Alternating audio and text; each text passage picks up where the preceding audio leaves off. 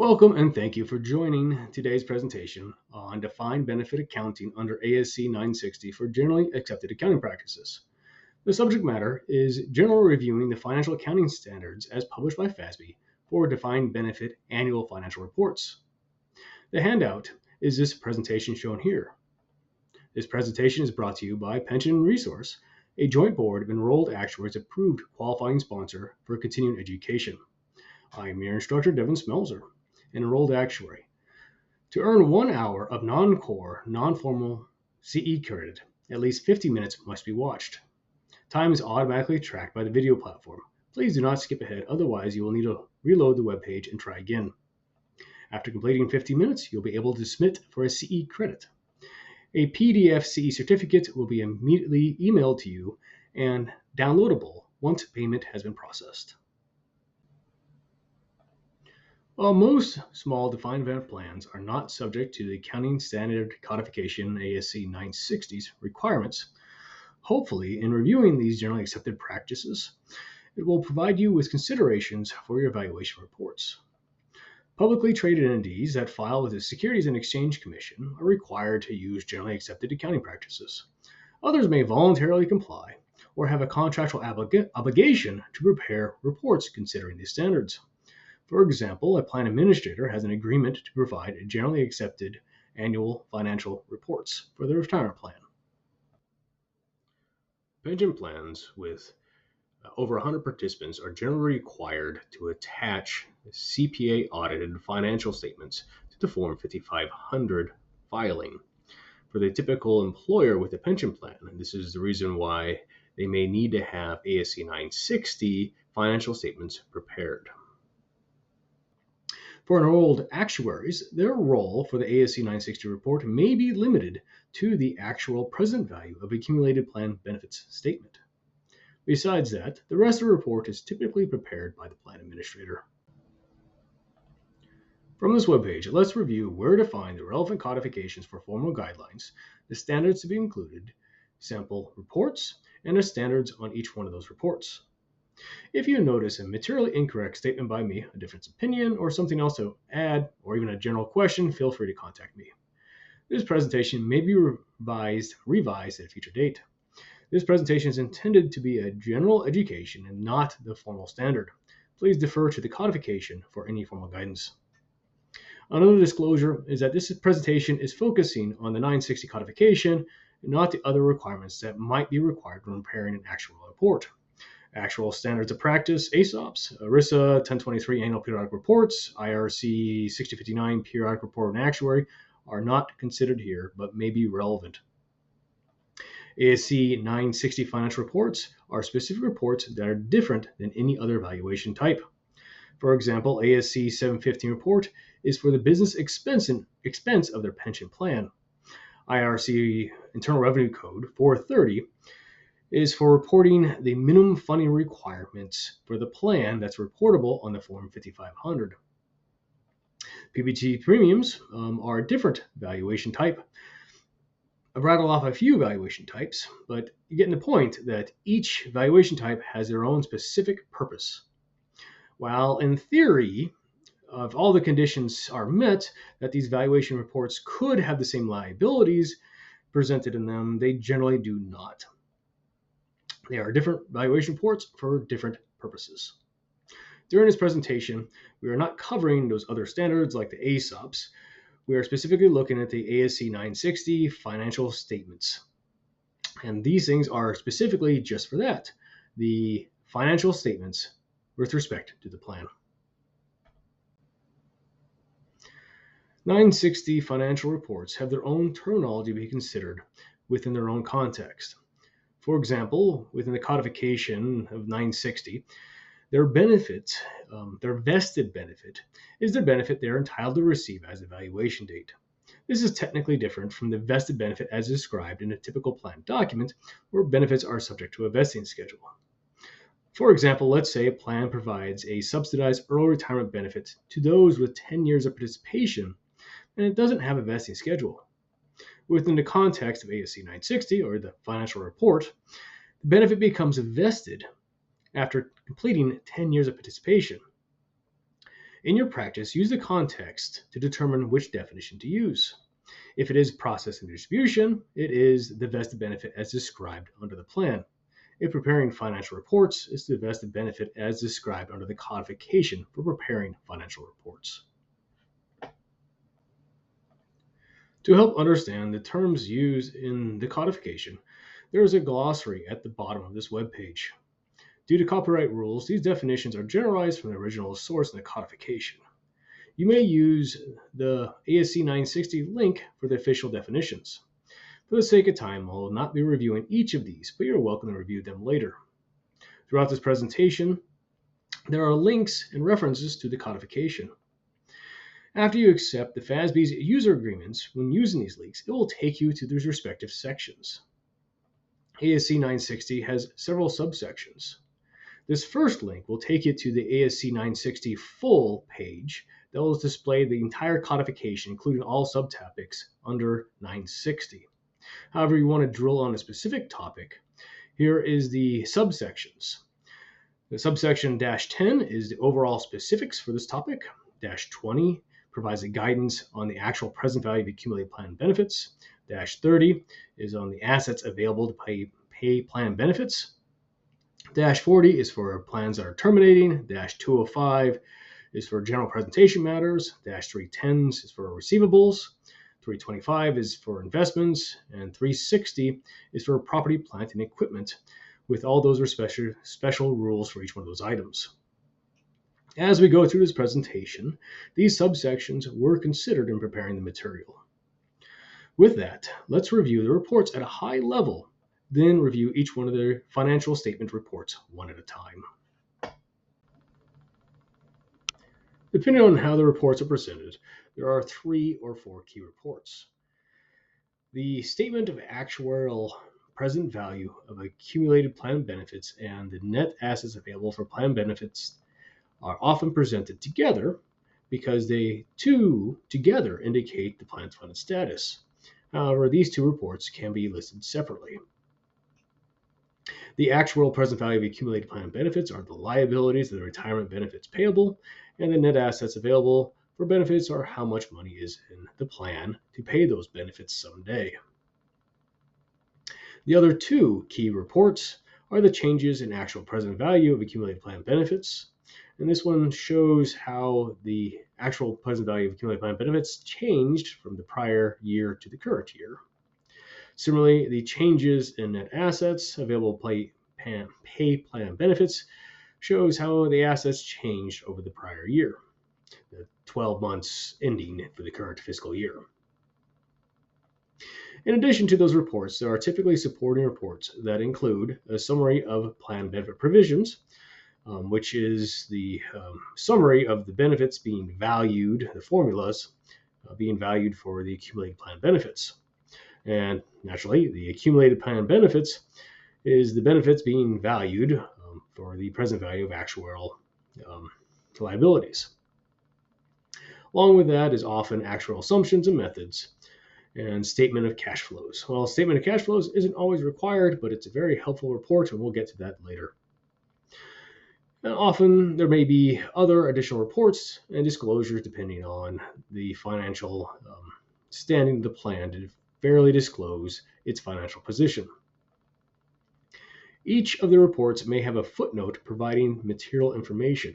For example, there may be a reconciliation table in the footnotes describing the differences or reconciling the differences between the assets shown on the ASC 960 report, the net assets available for plan benefits page, and that is what's shown on the Form 5500. There are some subtle differences between those 2 reports, statements, government form. Other reasons why you may have a note is disclosing a significant event that would not be otherwise apparent as the statements provided above. And whatever else the author determines that it's appropriate to describe in the footnotes to help describe the financial status of the plan. Footnotes are key to add and to review regarding the financial status of a plan. For reviewing the ASC 960 requirements on each one of these reports, let's do a side-by-side where the requirements are on the left and the example reports are slid to the right. At the top, there is a drop-down menu to take to each section's standard and another drop-down menu to take you to the example reports. Let's start with the statement of actual present value of accumulated plan benefits, and associated with that is the net assets available to pay benefits. As of the benefit information date, typically the last day of the plan year, this is the present value of benefits to be paid by the plan, this being the actual present value of accumulated plan benefits. That is to be broken down into three categories. You have the liabilities for the actives, and broken into their vested and non-vested portions, the retirees in pay status, and other participants. We will get to the actuarial methods later, but if the plan is terminating, liquidation values should be used. Liquidation being the cost of insurance to purchase insurance policies to cover the benefits due, or the immediate lump sum payouts to pay out the plan as soon as possible for those who elect lump sums. The total of these liabilities, actives, retirees, and all others, gets compared to the net assets available to pay plan benefits. And again, that tells you how well the plan is funded. Net assets available for benefits are the assets held by the plan to pay benefits. The net in the title here refers to any expenses payable by the plan. ASC 960 requires accrual-based accounting. So if there is any debts due by the plan, it has to pay some expenditures. It's on the books, so it's accrued, but it has yet to pay it. That's what the net refers to. Don't net the assets against the liabilities, because that's a little different category. That shows the funding status of the plan, not the net assets available to pay plan benefits. If the plan is holding money that's not for paying plan benefits, like post-retiree medical plans or rollover money, those assets are to be excluded here, but are to be footnoted to disclose the total money in the plan. Has two categories: those set aside for other purposes besides plan payment of plan benefits. Plan benefits explicitly here is the plan saying it's going to grant, say, $100 per year for retirement. Where rollovers, yes, the plan allows it, but that's not plan benefits for the formula being provided. For the net assets available to pay plan benefits, the assets are to be categorized by mutual funds, government securities, collective trust, pooled accounts, short-term securities like high-yield money market accounts, corporate bonds, stocks, mortgages, and real estate. If the plan needs to provide additional categories underneath those, that is permitted, but those general categories are a requirement. Fair market value is to be used, but if the plan is terminating, then liquidation value is to be used. That is, the assets are to be listed net of their expenses to sell those assets. Because if there's like a 10% surrender charge, that would be reflected in the termination value. If there are more assets than the actual present value, kind of mentioned this earlier, if there's more assets than the liabilities, the actual present value of accumulated plan benefits, then the plan is well funded, generally. There's more to consider about the financial status of plans. Consider putting in the footnotes to disclose additional circumstances to help show the financial status of the plan. For example, including the liabilities or assets used for other valuation types may help present a better financial picture. As compared to PBGC liabilities for premium purposes versus Internal Revenue Code's minimum funding standards versus what we have here, the ASC 960 financial report, each one of those may have a different liability shown or asset value shown, and providing that reconciliation of the differences in the footnotes would help show the financial status of the plan. If each one of these things is showing the plan's well funded, then it's very likely the plan is considered well funded in all the regards there. All right, let's quickly review the sample statement. At the top, we have the title and the as of date. This is the benefit information date of where things are being valued for the assets and the liabilities. Line items are commonly used to list each item as being reported, each item in the statements, the evaluation report. This helps when communicating back and forth with auditors or other representatives to specifically drill in on a specific line item. And there are different ways line items can be labeled. Here we're using numbers with decimal points to indicate subcategories. Again, it's helpful to use indexes on the reports when communicating, but that isn't a requirement of ASC 960. Footnotes are generally provided at the bottom of the page, but depending on how the footnotes are being presented, there's no requirement on that. Similarly, if the footnote is lengthy, you can say see footnote attached and for the adding additional pages to the end of the financial statements. All the statements are typically presented in a similar style to help users comprehend the financial statements. These are statements, not reports. Although industry and me during this presentation are using these terms interchangeably, statements are facts that can be held accountable. For example, if I say, I owe you $100, I can be held accountable for paying you that amount of money. Reports can summarize statements. For example, you can report that I have said that a dozen times that I owe you for a total amount due for each time I said I owe you $100. I can provide a statement of a total amount due of being true or false and include that in the summary. Statements, including financial statements, are not to be given or taken lightly because they can be held accountable. The actual present value and net assets statements are generally as of each year end, and to trace these from year to year, the changes in actual present value and changes in net asset reports are required, which we will cover next. For the changes in actual present value report, this is the list the changes over the 12 prior months due to plan amendments, spin-offs, mergers, changes in actual assumptions, benefits paid during the year, increase in liability due to the decrease in discount period, aka actual increase with interest, and the benefits that accumulated during the year. This accumulated benefits is generally the benefits that accrued during the year, but technically it is a recognized or vested portion of their benefit service for that employee. Back to our example where we had 10 years of early retirement subsidy. If the employee has 5 years of service, half of this subsidy be recognized in the accumulated plan benefits, even though it isn't an accrued benefit yet. This, in effect, spreads out their benefit liability over the service required to earn that benefit, which makes sense. It is to vest over these years. The non-vested portion of their benefit is still listed in the actual present value reports, but it's in the non-vested category instead of the vested. As it vests, it moves from the non-vested to the vested categories. Most small plans only have a vesting schedule. They don't have subsidized early retirement benefits, so they technically don't have to worry about that specific detail, how to split the two vested benefits versus accrued benefits. But I'm making sure it's understood for the methodology and how it's accounted for financial reports.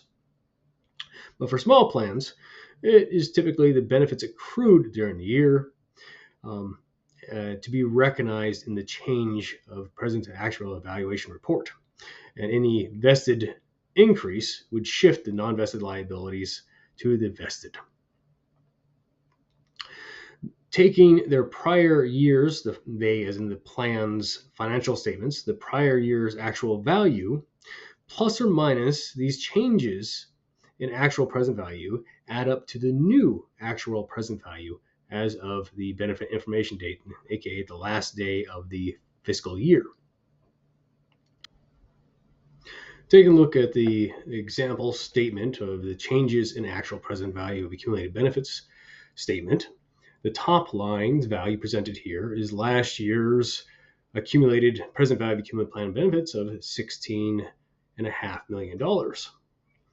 Each line item is to more or less move the last year's value with adjustments to the new year's value that is the total of the actual present value of the accumulated plan benefits of the plan broken up by each source. So we have plan amendments, change in assumptions, accruals, interest due to a decrease in discount period. If there's multiple ways for this line item to be calculated. But you take all those differences, you add them up, and then you get the new $17 million present value of actual accumulated plan benefits. And this value ties out to the main report for the actual present value of accumulated plan benefits for its total line item there. In general, each supporting report is to tie out to its main report to help reconcile or explain how that value is calculated or moved forward through time. The example statement changes in net assets available here. Quickly reviewing the last year's end, we had 19 million. And this presentation style is broken up into additions to net assets and deductions from net assets. There's many presentation styles for how this statement can be prepared. They're using sub-bullet points here. So you have your category of 2, and then your subcategories are described with decimal places to help categorize subcategories for how things get added together. Net appreciation of assets, that's the growth of stocks. The value of them has changed even though nothing has been sold, so they haven't realized this amount yet. Interest and dividends, those are being subcategorized under investment income. And employer contributions is also listed here in additions. A little note regarding the receivables. If a plan sponsor has made a commitment, an obligation to fund for a receivable, but it has not been yet deposited in a plan as the benefit information date, then that could be reported as received if that commitment is substantial, but footnoted down below regarding whether or not it has been made to disclose that commitment provided by the plan sponsor. And I don't think I have an example in here for the footnote regarding that, but that's in the codification of when and when not to include receivables. And that's in the receivables section we pointed out earlier. And the deductions from net assets, depending on the plan's trust accounting needs, you can list the expenses out as needed. For example, if government form 5500 reporting purposes, it may be helpful to have line items listed in here that help tie out to the form 5500 for ease of completing that government form. And the changes, so we have 19 million to start with, plus or minus the activity. We have an ending of 19.5 for the net assets available benefits. Let's make sure this tie out or matches to the main report. Going back up here. And here's that 19.5 again for the total assets. And so the difference between the liabilities and assets as of the year end, we are showing a positive amount. Positive amount there for a well-funded plan. And also in the footnotes down here, we got the other liability types included to help give a reference for all the various potential liability types that this plan is reporting with to paint a good overall financial picture of how its funded status compares with respect to these other valuation types. Similarly, the changes in net assets is about how the assets change over the 12 prior months. It is to be categorized by the following categories: appreciation, market values, investment income like dividends or rents, employer contributions, benefit payments, or expenses. If insurance was used to purchase or to transfer benefits out of the plan, those would be listed, and those would be excluded from the listed in the footnotes, because now those assets are no longer available to pay benefits under the terms of the plan, but those benefits associated that were purchased with the insurance contracts would also be excluded in the actual present value. Transfers and other categories would be included too, but I'm not diving into details on those. Last year's net assets, plus or minus these items, will add up to the new year's net assets available to pay for plan benefits. These are the main reports that are included in the ASC 960 valuation. They're financial statements.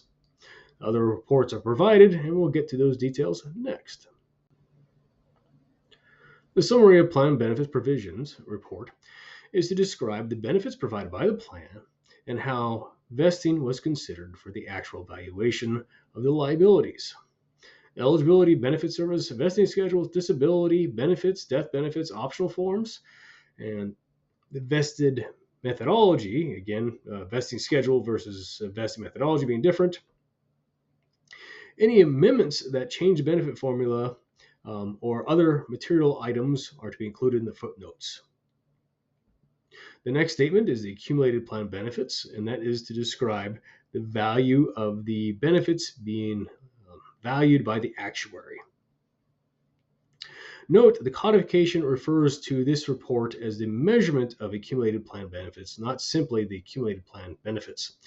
I dropped the terminology measurement of because it makes sense. The accumulated plan benefits is my stepping stone from the plan benefit formula, summary plan benefit provisions, to the accumulated plan benefits, to the actual present value of benefits provided under the plan.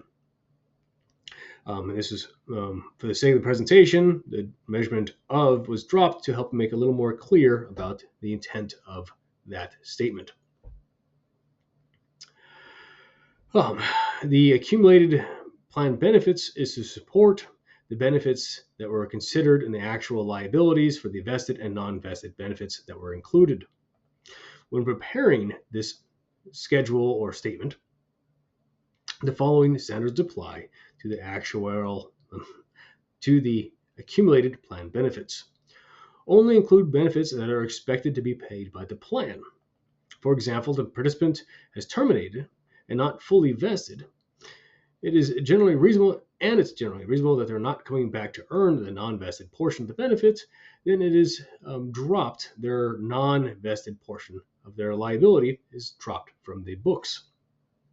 That's not to say the plan drops that benefit from existence. It still must consider that there may need to be a 5-year break in service for those non-vested benefits to wiped off completely. But until that event, the plan must count for it, but the financial statements, because these benefits are not expected to be earned, can be immediately dropped, if reasonable. If no additional service is needed to earn a benefit, then it is considered vested for the financial statements. Only includes service and compensation as of the year end as the benefit information date, and that is to don't project benefits, future retirement benefits, assuming future service or compensation. Plan amendments that were adopted after the year are not to be included, but may be disclosed in the footnotes if they are adopted by the presentation date. If the plan provides for cost of living adjustments and those benefits are vested and accrued, for example, the plan's normal form is 3% cost of living adjustment per year after retirement, then include that in the liabilities. If the benefits are to be provided by insurance contract instead of by the plan, those benefits are included only in the footnotes. We previously mentioned this before. If they're taken out of the assets, then they're also taken out of the liabilities. Often listings or tables are used to support how the accumulated plan benefits were determined. Depending on the plan size, this could be an individual listing, each person listed with their various demographic factors to calculate their vested benefit, or grouped listing, depending on if the plan's large and also potentially if there's confidentiality issues for who is viewing the report. Data may be summarized to provide an aggregated result instead of a listing by individual basis. When you're doing the group listing, a backed into factor for the average age, average compensation, or average service for each group of individuals classified for a benefit formula that can be used so that the numbers can tie out for the total. But again, back to our other reports, be sure to footnote and describe the methodologies used and provide some quality assurance details to make sure the totals will line up with the actual results of the plan. Depending on the benefit form of the plan, the factors will be different for these accumulated plan benefits statement. For example, if they earn $500 per year of service, then service would be listed as an item to determine their accumulated plan benefits. If it's a compensation, a vesting schedule, and the like, those items will be listed so they can be considered across to determine the total benefit accumulated. Accumulated again with our term of prorating over the service needed, but not worry about that too much right now. Accumulated benefit as of the benefit information date, the last day of the plan year, fiscal year. Generally, only active employees have their factors listed in the accumulated plan benefits. Since terminated employees and retiree benefits are generally not changing every year, they are simply listed, although you could list out all the factors that were determined for the benefits for record keeping if that was material to that financial report. Again, footnotes can be very helpful to document special circumstances of individuals. Here's an example summary of plan benefit provisions. The benefit formula for retirement benefits is described. The eligibility for those retirement benefits are included. And here we have an early retirement benefit. The plan is describing these individuals as eligible for the early retirement subsidized benefit after 20 years of service. Yes, the plan is describing the eligibility for it, but with respect to the financial statement, this is a benefit that gets vested over time. The plan has no disability benefits. Those aren't being valued for death benefits. This plan is listing out the death benefits that are being assumed or being valued for the actual equivalence of benefits. And the vesting schedule for the plan is also listed because that is being considered with accumulated plan benefits. Speaking of the accumulated plan benefit statement, here we have a listing of the active employees on an individual by individual basis. Again, I mentioned the group reporting can be used, but the various factors that are considered for their accumulated plan benefits are listed in here. So there are years of service times the benefit formula, and your vested benefit and a non-vested benefit is stored here for their actuarial present value to total and be tied out with the main report above. Retirees receiving benefit payments, again, their individual factors to calculate their benefit is not generally displayed in here. They've already received their benefit, elected the benefit in a certain form of payment, and that is typically displayed on the report because that is the value, the benefit being valued for the statements. And those get totaled too.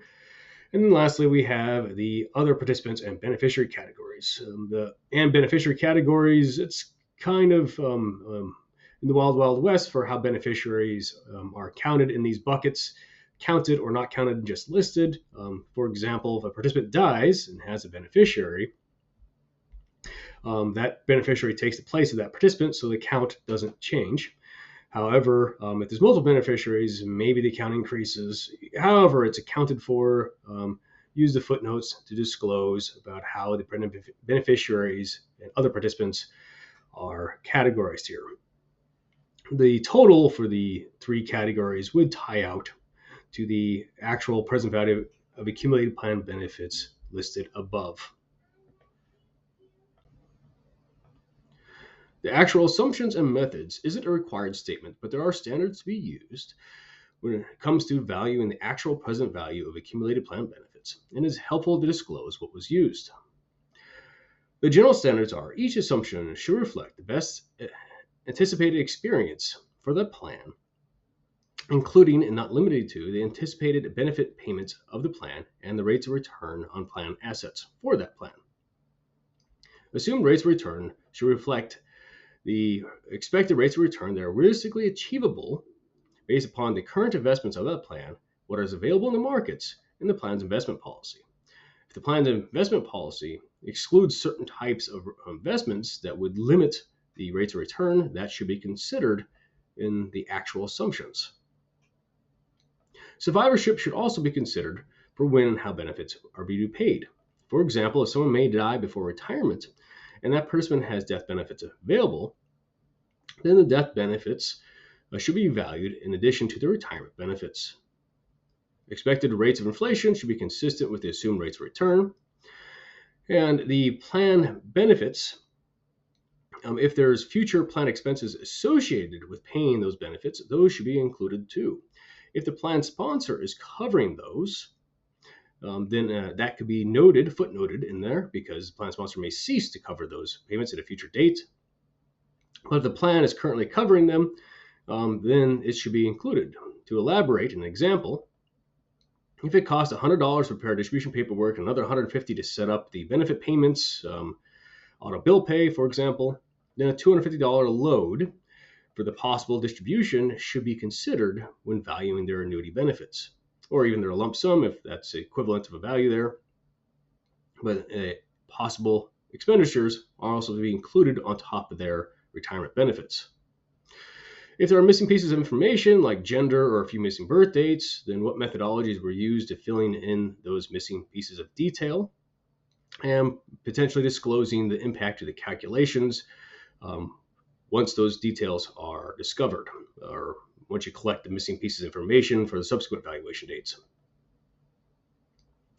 When valuing the benefits, there is an alternative option. Instead of using the plan's estimated best experience valuation method, and the alternative is to value the purchase of insurance to cover those benefits. A little more into the methodology. The plan's valuation date may not match the benefit information date. The benefit information date is, again, the last day of the plan year or the fiscal year for preparing the financial statements. The valuation date may not match the benefit information date, and the codification recognizes that and provides a few options. But it emphasizes the preferred methodology is to have the valuation date match the benefit information date / the last day of the fiscal year end. Using the day after the benefit information date, so the last day of the year, for the next beginning year valuation date. So if it is a 12/31, using a 1/1 the next day after for the valuation date may be appropriate to use. Or alternatively, if using the beginning year valuation date that ended within the plan year, for example, if it is a 12/31/2025 and the valuation date was 1/1/25, it is possible to move that valuation date forward with interest to the valuation date. But the codification brings up the point you should consider when it's appropriate to do so. For example, if there was an amendment that changed the plan during the year and that was not reflected in the valuation date, or there's a significant change in the demographics during the year, might render it not appropriate to use the beginning year valuation date to bring it forward with interest a whole year to the benefit information date, whole year minus 1 day. If the valuation date doesn't match the benefit information date, consider disclosing that in the methods to adjust the liabilities for the readers to review of the financial statements. As implied, what we covered already, the actual method to value the accumulated plan benefits, as it only considers past service up to the benefit information date and the compensation only up to the benefit information date, is that the ASC 960 financial reports use the unit credit funding methodology. The slight projected unit credit methodology included is the technical detail regarding the vested benefits we've already covered for plans that have benefits that require more than 1 year to earn a certain type of benefit. And in our example, it was that early subsidized benefit. For most small plans, this general methodology amounts to the unit credit of their accrued benefit with considering the plan's vesting schedule to split their liability between the vested and non-vested liability types. Here's an example statement of the actual assumptions and methods for helping support how the actual present value of accumulated plan benefits were determined.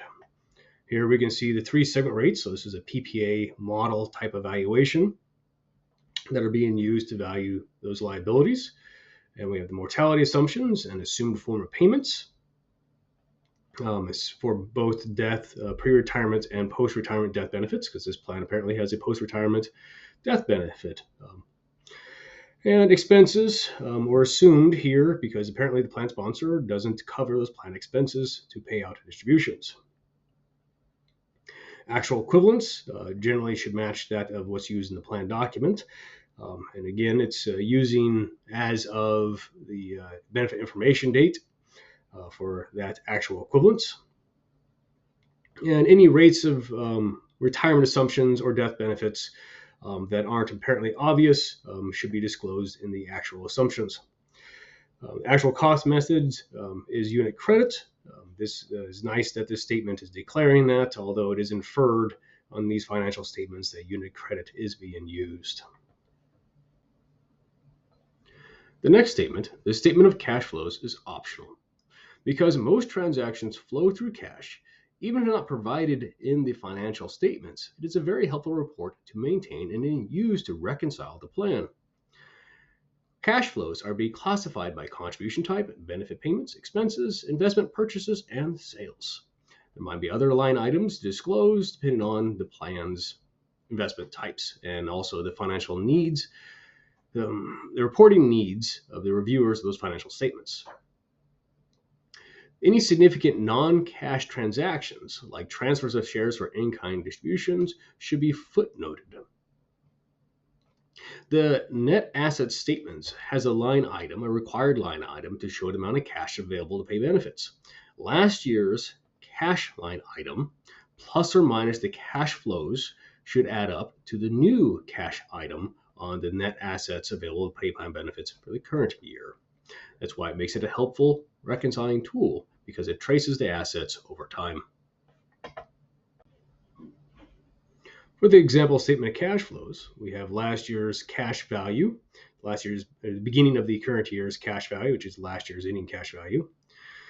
And we have our cash flow inflows for the money coming into the plan and by their category types. And again, you can have your high level categories and then subcategories listed to help the plans for its reporting needs. So break them out in subcategories as needed for reporting purposes. And then cash flow outflows for the plan. Again, the presentation styles for the reports can vary, so you don't necessarily have to have a cash inflow and outflow statement. They can be merged or conveniently organized for the plan's needs. But regardless, the total from the activity for the year, so your prior balance plus your plus or minus cash flow items, should end out to the ending cash flow for the plan year, and that needs to tie out to the main report for your net assets available to pay plan benefits. That cash flow item should match this item here for the cash available to pay benefits. For additional financial disclosures, there are many possibilities. Depending on the materiality of each of these, there may be one, many, more, an addendum, general disclosure. However they are attached into the financial statements, they may be provided in multiple means, in the footnotes or an addendum. It depends on how many material disclosures are needed. Let me cover a few of the things that may be material to provide with the financial statements. For example, the counting method is the document method used to value the investments or the contracts, the insurance contracts held by the plan, or the contracts transferred out of the plan. A summary of the plan's funding and investment policies that were considered when determining the actual present value or the assumed rates of return. That is kind of material to point into the valuation of what was considered or excluded from being considered for preparing the financial statements. For example, if the plan has limits on the investment type, the actual interest assumption should be consistent with what the plan's investing in per its terms of the investment policy or the funding policy of the plan. Summary descriptions of those can be included instead of the full copies of those policies. If the plan sponsor has an agreement to cover certain expenses of the plan, then that impacts the value of the liabilities, and that should be disclosed because those agreements may or may not be perpetual, meaning that the plan may have to take on those expenses at some future date that may materially change the liabilities of the plan. A summary of that agreement between the plan sponsor and the plan can be disclosed if there is one. If not, a general assumption could be disclosed in there too.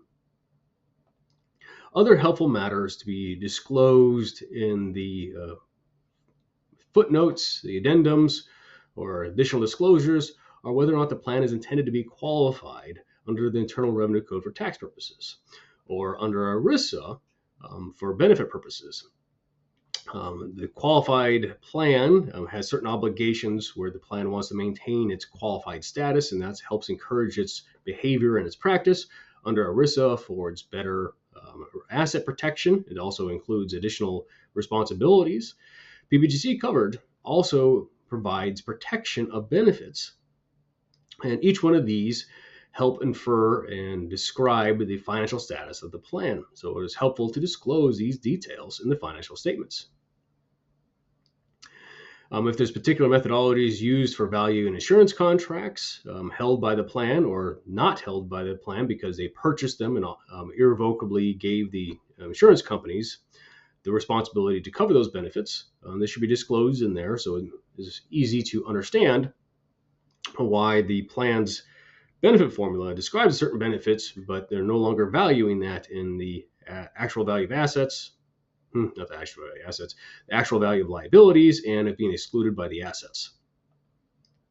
Because there's different methodologies considered there.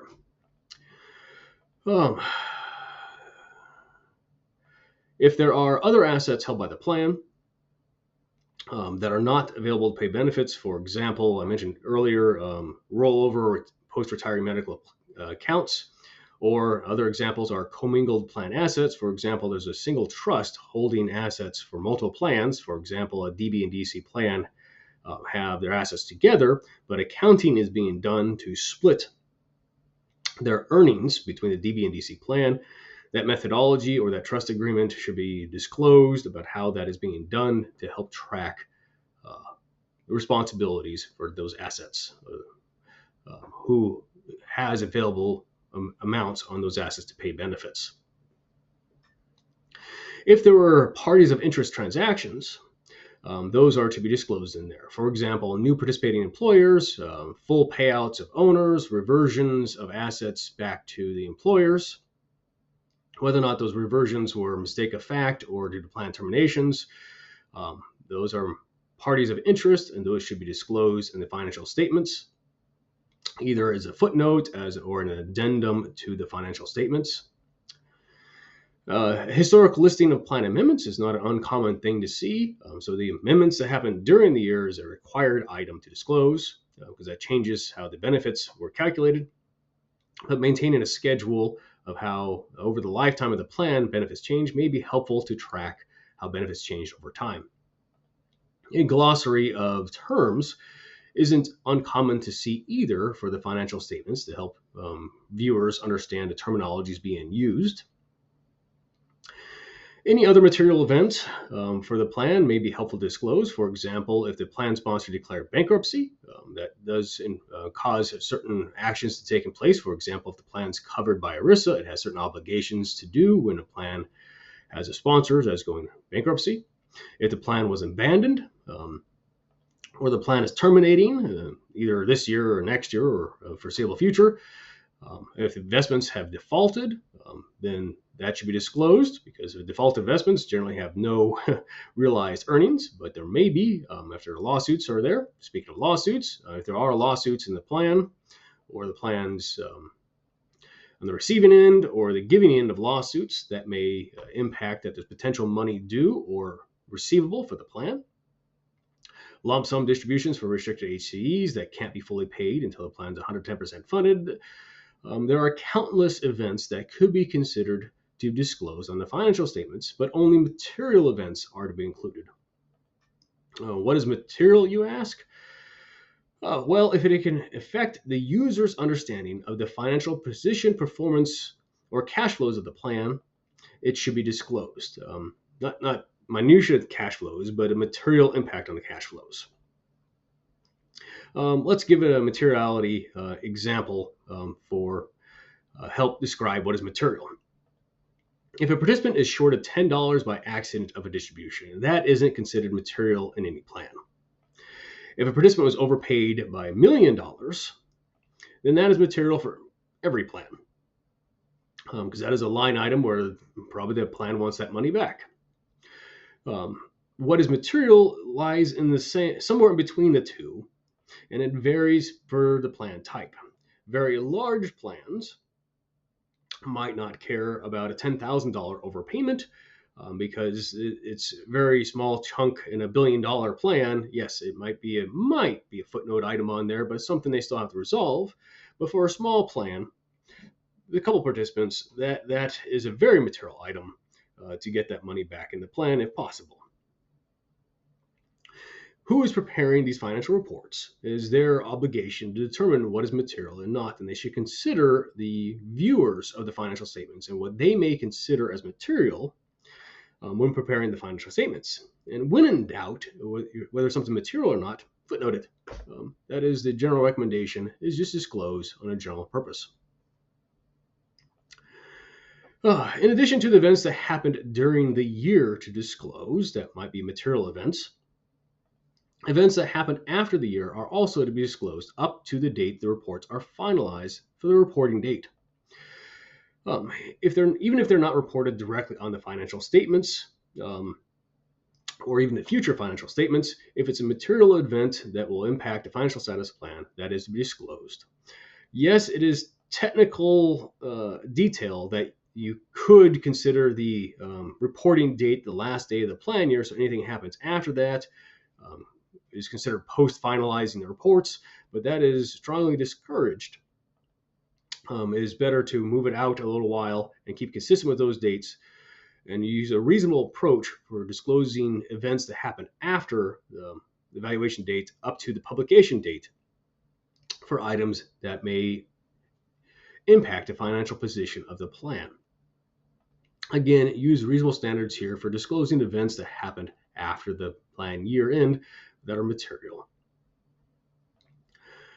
Documenting and disclosing events that happen during and after the year help disclose the financial position of the plan, and which is the material point of the financial statements, is how well the plan is able to meet its obligations with its assets available, and anything that may impact that ability to pay the have a well financial position of the plan is something that should be disclosed in the financial statements. Another statement that isn't listed in codification, but is almost always included in a plan's annual report if there's more than a few participants, is the changes in participants count report. Like other changes in reports, this shows how the number of participants changed in the three categories, actives, retirees, and the all others categories, over the year.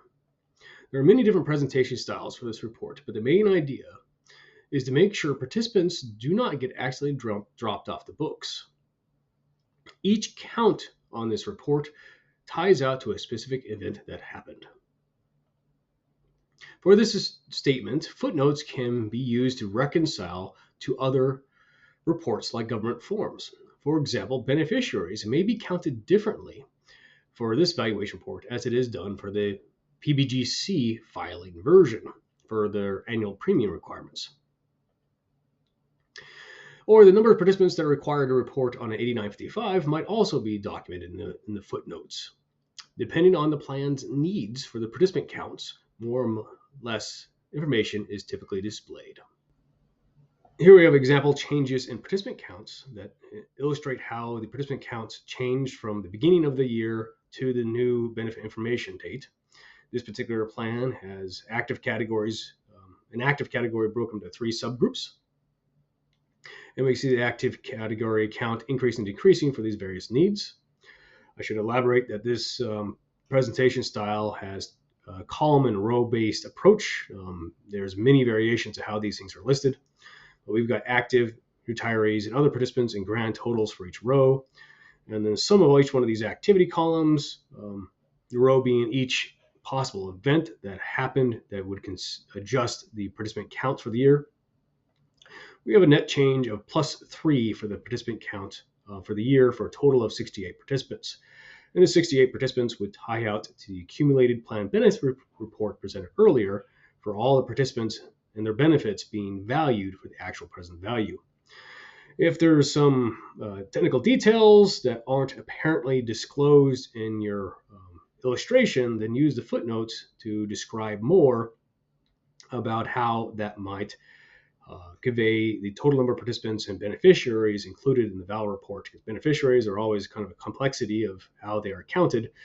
But using the footnotes will help disclose and keep track of those individuals with benefits still due from the plan. That does it for the ASC 960 reports review. Feel free to email if you have questions or a suggestion to resolve issues or to improve the presentation. Since the codification changes over time, the recommendation is to defer to the codification. Thank you for joining us. This concludes the presentation.